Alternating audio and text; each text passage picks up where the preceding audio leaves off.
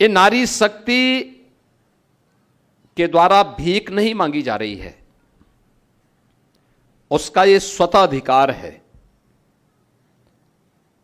और स्वतः अधिकार को देने का कार्य आजादी के बाद जिसको लटकाने का, भटकाने का प्रयास हो रहा था, वो अधिकार 2014 के बाद पहली बार प्रधानमंत्री मोदी जी के प्रयासों से देना प्रारंभ हुआ।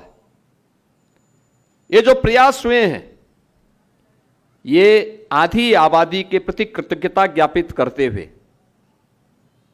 यह अभियान प्रारंभ हुआ है, क्योंकि प्रधानमंत्री मोदी जी का यह सोचना है कि जब नारी शक्ति सशक्त होती है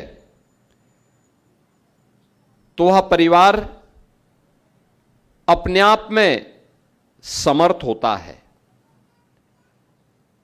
परिवार समर्थ होता है तो समाज की नींव सुदृढ़ होती है, और समाज की नींव जब सुदृढ़ होती है तो राष्ट्र शक्तिशाली होता है, समृद्ध होता है।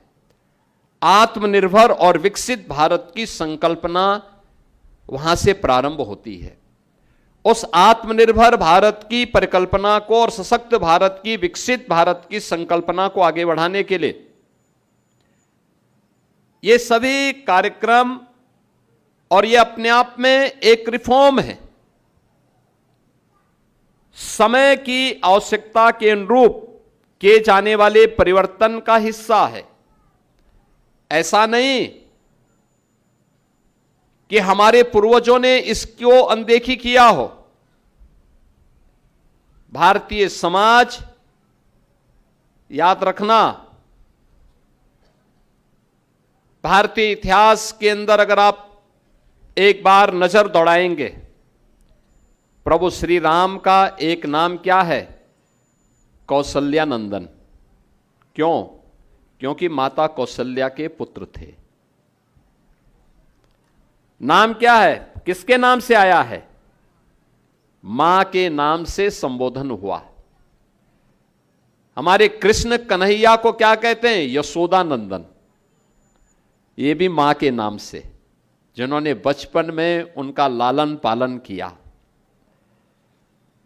आप याद करिए, अर्जुन को क्या कहते हैं? कौन्तेय। किसके कारण? मां के कारण। आप याद करिए, अपनी प्रतिज्ञा के लिए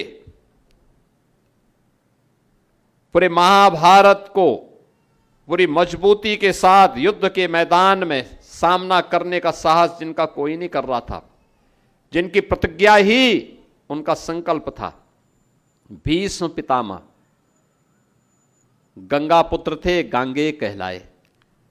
आप याद करिए ना ये सारी बातें। और हमारे यहां जब हम संबोधन कहते हैं, जब हम श्री राम कहते हैं, जय श्री राम कहते हैं ना, श्री का संबोधन माता सीता के लिए होता है। और उसका अगर पूरा आप नाम पूरी रूप से उस पूरे उद्घोष को करेंगे तो क्या बोलते हैं? बोलो सियावर रामचंद्र भगवान की, ये नाम होता है। आप चले जाइए मथुरा वृंदावन में, वहां पर हम सब ये मानते हैं ना कि मथुरा वृंदावन ये भगवान कृष्ण की जन्मभूमि और उनकी लीला भूमि है। लेकिन संबोधन क्या है? राधे राधे का। संबोधन क्या है? राधे राधे का।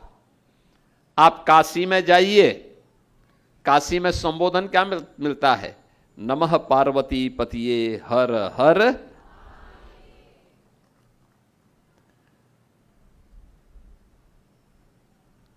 अब केवल ये यहीं पे विराम नहीं दिया गया इसको। आप याद करिए, दुनिया की जो देवतुल्य नदी है उसका नाम क्या है? गंगा।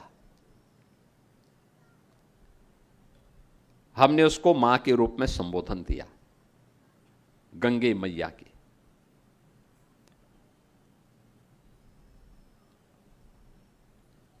भले ही पशु योनि में है, लेकिन सबसे पवित्र है, देवतुल्य है, देव अंश जिसमें मौजूद है, उसको हमने क्या बोला? गौ मैया।